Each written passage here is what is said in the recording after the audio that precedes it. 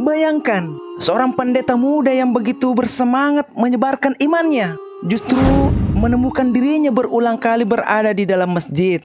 Tapi bukan dalam kehidupan nyata, melainkan di dalam mimpi. Pertanyaannya, apakah ini sekadar bunga tidur? Ataukah sebuah panggilan ilahi? Latar belakang Pendeta Samuel. Samuel adalah seorang pendeta muda dari Kupang, Nusa Tenggara Timur. Sejak kecil, ia dikenal cerdas, tekun belajar, dan memiliki semangat besar dalam pelayanan. Dalam usia yang masih muda, ia sudah dipercaya jemaatnya untuk berdiri di mimbar, membimbing doa, dan memberi ceramah dengan penuh keyakinan. Semangatnya membuat banyak orang kagum. Bahkan, ia sering dijadikan contoh bagi generasi muda di gerejanya. Salah satu kebiasaan yang paling melekat pada diri Samuel adalah kegemarannya berdiskusi lintas agama. Ia tidak menutup diri, bahkan sering mengajak mahasiswa muslim untuk berdebat mengenai keyakinan. Baginya, itu adalah cara untuk mempertajam iman, sekaligus memperlihatkan kebenaran agamanya. Di awal, Samuel merasa selalu bisa mengendalikan jalannya perdebatan, seakan dirinya unggul di dalam retorika. Namun, semakin sering ia berdiskusi, semakin banyak hal yang justru membuatnya resah.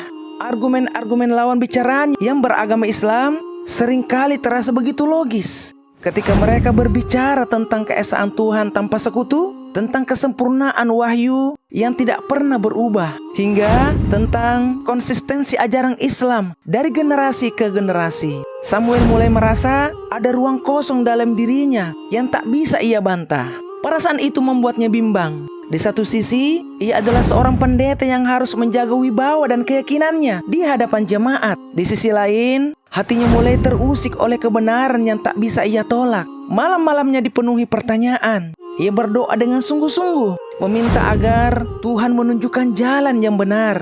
Namun doa itu justru membuka pintu perjalanan batin yang belum pernah ia bayangkan sebelumnya. Guncangan batin. Doa-doa panjang yang Samuel panjatkan seolah membuka babak baru dalam hidupnya. Ia mulai sering merasakan kegelisahan yang tak bisa ia pahami. Di tengah malam yang sunyi, pikirannya berputar tanpa henti. Apakah benar agama yang selama ini ia pegang teguh sudah cukup menjawab segala pertanyaan tentang Tuhan? Hingga suatu malam, sesuatu yang aneh terjadi. Samuel bermimpi melihat dirinya berada di sebuah bangunan asing. Ia berdiri di antara orang-orang yang mengenakan pakaian sederhana berwarna putih. Mereka berdiri rapat, membentuk barisan. Sementara di hadapan mereka, ada seorang imam yang memimpin doa. Suasana itu begitu hening, namun penuh kekhusyuan. Ia menoleh ke kiri dan ke kanan, lalu terkejut. Ternyata dirinya sedang berada dalam masjid, terbangun dengan keringat dingin. Sambil mencoba mengabaikan mimpi itu. Mungkin hanya bunga tidur, gumamnya. Tetapi beberapa hari kemudian, mimpi serupa datang lagi. Kali ini lebih nyata. Ia mendengar lantunan azan bergema, suara yang begitu indah dan menembus hatinya. Getaran itu membuatnya menangis dalam tidurnya. Semakin hari, mimpi itu justru berulang. Samuel merasa seolah ada sesuatu yang sedang dipanggil keluar dari dalam jiwanya. Pertanyaan demi pertanyaan muncul. Mengapa aku selalu bermimpi berada di masjid? Apakah Tuhan sedang menyampaikan sesuatu? Sejak saat itu, Samuel tidak lagi bisa menjalani hari-harinya dengan tenang. Setiap kali ia berdiri di mimbar gereja, bayangan suara azan itu kembali terdengar dalam kepalanya. Setiap kali ia membuka kitab sucinya, ingatannya tentang Al-Quran yang sering ia dengar dikutip dalam debat bersama mahasiswa muslim kembali membayangi pikirannya. Kegelisahan itu semakin menekan. Samuel mulai menyadari mimpi-mimpi yang berulang ini bukanlah kebetulan. Ada pesan yang ingin disampaikan kepadanya. Namun, ia juga takut. Takut jika kebenaran itu benar-benar menuntunnya pada jalan yang berbeda dengan yang selama ini ia perjuangkan. Titik balik.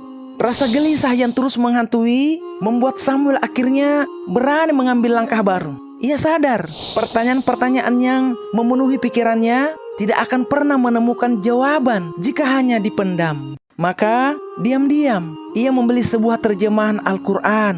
Buku itu ia simpan rapi di balik lemari yang jauh dari jangkauan mata orang lain. Hanya pada malam hari ketika semua orang sudah terlelap, ia membukanya dengan hati-hati. Bacaan pertama yang ia temukan membuatnya merinding. Inna hadzal Qur'ana yahdi lillati hiya aqwam. Sesungguhnya Al-Quran ini memberi petunjuk kepada jalan yang paling lurus. Quran Surah Al-Isra ayat 9. Ia menutup kitab itu. Dadanya berdekup kencang. Bagaimana mungkin? Ayat pertama yang ia baca justru seperti menjawab keresahan terdalamnya. Hari-hari berikutnya, Samuel terus melanjutkan bacaannya. Ia menemukan ayat-ayat yang menegaskan keesaan Allah, menolak segala bentuk penyekutuan, dan mengajarkan nilai-nilai keadilan yang begitu mulia. Semakin ia membaca, semakin jelas pula rasa damai itu memenuhi hatinya. Namun, membaca seorang diri tidak cukup. Samuel ingin memahami lebih dalam. Maka dengan penuh keberanian, ia mencari seorang guru muslim di kota Kupang. Ia menemui seorang ustadz yang ia kenal, ramah dan terbuka untuk dialog. Dengan suara bergetar, Samuel mengaku, "Saya ingin tahu tentang Islam, tapi saya mohon, jangan ada yang tahu." Ustadz itu tersenyum dan menyambutnya dengan penuh kasih. Maka dimulailah pelajaran baru. Samuel belajar sholat, wudhu, dan makna kalimat syahadat. Setiap pelajaran yang ia terima terasa seperti potongan puzzle yang melengkapi ruang kosong di hatinya. Semakin lama, ia semakin yakin inilah jawaban dari semua doa dan mimpi yang selama ini menghampirinya. Hari yang menentukan akhirnya tiba. Di dalam sebuah ruangan kecil yang sederhana, hanya ditemani gurunya dan beberapa saksi, Samuel mengucapkan 2 kalimat syahadat. Air matanya jatuh tanpa bisa ditahan. Seakan semua beban hidupnya lurus seketika. Sejak hari itu, ia memilih nama baru untuk dirinya, Salman. Dengan nama itu, ia merasa benar-benar lahir kembali. Bukan lagi sekedar seorang pendeta yang mencari-cari jawaban, melainkan seorang muslim yang menemukan cahaya kebenaran. Kehidupan baru. Perjalanan baru Salman tidaklah mudah. Setelah bersyahadat, kabar tentang keputusannya mulai menyebar perlahan. Keluarga besarnya kaget, sebagian menolak, bahkan ada yang marah. Beberapa sahabat lamanya di gereja menjauh, menganggapnya telah mengkhianati janji dan panggilan hidupnya sebagai pendeta muda. Tekanan itu datang bertubi-tubi, tetapi hati Salman sudah bulat. Ia sadar kebenaran tidak selalu sejalan dengan kenyamanan. Hari-hari pertamanya sebagai muslim penuh tantangan. Ia harus belajar menyesuaikan diri dengan tata cara ibadah baru. Dari wudhu, sholat 5 waktu, hingga membaca Al-Quran. Di awal, gerakannya kaku, lidahnya terbata-bata. Tetapi setiap sujud yang ia lakukan memberi ketenangan yang tak pernah ia rasakan sebelumnya. Baginya, sujud itu bukan sekadar ritual, melainkan pertemuan pribadi dengan Tuhannya. Masyarakat sekitar pun awalnya menatapnya dengan ragu. Ada yang memandang curiga, ada pula yang menyambutnya hangat. Namun, Salman memilih untuk membuktikan dirinya dengan perbuatan. Bukan sekedar kata-kata, ia terjun ke tengah warga, membantu mereka di sawah, ikut dalam kegiatan sosial, hingga akhirnya pelan-pelan masyarakat mulai menerima kehadirannya. Yang paling menyentuh, Salman mulai mengajar anak-anak desa membaca Al-Quran. Setiap sore, anak-anak berkumpul di rumah sederhana atau di serambi masjid. Dengan suara lembut, ia membimbing mereka mengeja huruf demi huruf, mengulang bacaan ayat-ayat pendek, hingga tawa polos anak-anak itu memenuhi udara. Bagi Salman, inilah kebahagiaan yang nyata. Di tengah perjalanan barunya, Salman masih menyimpan rasa haru. Kadang ia teringat masa lalunya sebagai pendeta. Ia pernah berdiri di mimbar dengan penuh semangat. Kini, ia berdiri di depan anak-anak dengan mushaf kecil di tangannya. Perbedaan itu begitu besar, namun di baliknya ada satu kesamaan, niat untuk membimbing manusia mendekat kepada Tuhan. Bedanya, kali ini ia yakin jalan yang ditempuhnya adalah jalan yang lurus. Kehidupan Salman berubah drastis. Dari seorang pendeta muda penuh ambisi, ia kini menjadi guru Al-Quran sederhana yang mencintai anak-anak dan dihormati masyarakat. Ia mungkin kehilangan banyak hal di masa lalu, tetapi ia mendapatkan sesuatu yang jauh lebih berharga, kedamaian hati. Apa kabar mualaf ini sekarang? Beberapa tahun telah berlalu sejak Samuel bersyahadat dan memilih nama baru, Salman. Kini hidupnya jauh berbeda dengan masa lalu. Ia bukan lagi seorang pendeta muda yang berdiri gagah di mimbar gereja, melainkan seorang muslim sederhana yang mengabdikan dirinya untuk umat. Namun, justru di balik kesederhanaan itulah ada ketenangan yang tak pernah ia temukan sebelumnya. Salman kini dikenal luas di desanya sebagai sosok yang rendah hati.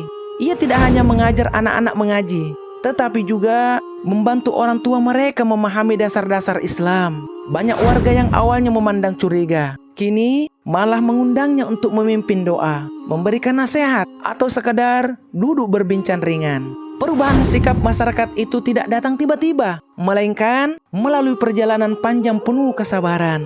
Keluarganya pun perlahan mulai luluh. Meski pada awalnya ada penolakan keras, sebagian dari mereka akhirnya menerima pilihan Salman. Bahkan salah satu saudaranya yang dulu paling keras menentang, kini sering ikut mendengar kajian yang diisi oleh Salman di masjid. Benih-benih hidayah mulai tumbuh di lingkungan keluarganya, sesuatu yang dulu sama sekali tidak ia bayangkan. Dalam kehidupan sehari-hari, Salman menjalani rutinitas penuh makna. Subuh hari ia mulai dengan sholat berjamaah di masjid. Siang hari, ia membantu warga bertani atau mengurus pekerjaan sederhana. Menjelang sore, ia menggelar halaqah kecil untuk anak-anak, mengajarkan mereka Al-Quran, doa-doa harian, serta akhlak mulia. Ia meyakini membina generasi sejak dini adalah kunci perubahan. Mungkin bagi sebagian orang, jalan hidup yang ditempuh Salman terlihat penuh kehilangan. Ia meninggalkan panggung, kehormatan, bahkan sebagian besar teman lamanya. Tapi baginya, semua itu sebanding dengan ketenangan jiwa yang kini ia miliki. Ia sering berkata kepada murid-muridnya, kebahagiaan sejati bukan diukur dari berapa banyak orang yang menguji kita, tetapi dari seberapa dekat kita kepada Allah. Kabar terakhir, Salman masih istiqomah dalam Islam. Ia terus menjadi guru kecil di desa terpencil, tanpa pamrih, tanpa sorotan kamera, tanpa popularitas. Justru disitulah letak kebesaran kisahnya. Hidayah tidak menjadikannya angkuh, tetapi semakin merunduk rendah hati. Sahabat jejak abadi yang dirahmati Allah, perjalanan hidup Salman memberi kita pelajaran yang luar biasa. Dari seorang pendeta muda yang begitu berapi-api, ia justru menemukan hidayah di jalan yang sama sekali tidak pernah ia rencanakan. Dari mimpi-mimpi misterius, dari dialog-dialog sederhana dengan mahasiswa muslim, hingga akhirnya keputusan berani untuk bersyahadat. Semua itu menunjukkan bahwa hidayah Allah bisa saja datang dengan cara yang sangat mengejutkan. Tetapi di balik kisah ini, ada pertanyaan besar yang sering membuat orang merenung. Apakah benar mimpi bisa menjadi jalan datangnya hidayah? Atau seharusnya iman hanya berdiri di atas nalar dan ilmu pengetahuan semata? Pertanyaan ini membelah opini.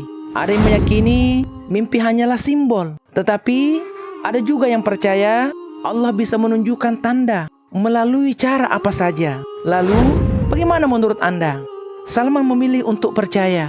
Ia meyakini mimpi-mimpi itu adalah panggilan, sebuah isyarat yang membimbingnya untuk mencari kebenaran.